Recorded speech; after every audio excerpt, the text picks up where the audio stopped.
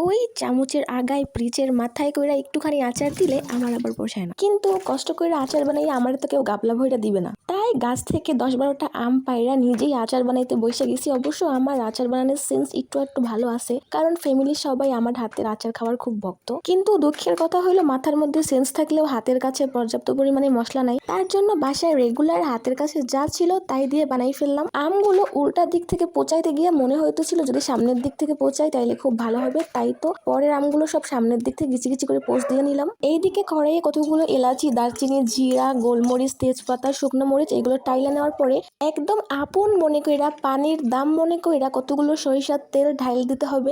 এরপরে দিয়ে দিব বড় বড় 2 চামচ গুড়। মানে এই আচারটায় আমি চিনি ইউজ বেশি করব না, গুড়টাই বেশি দিব।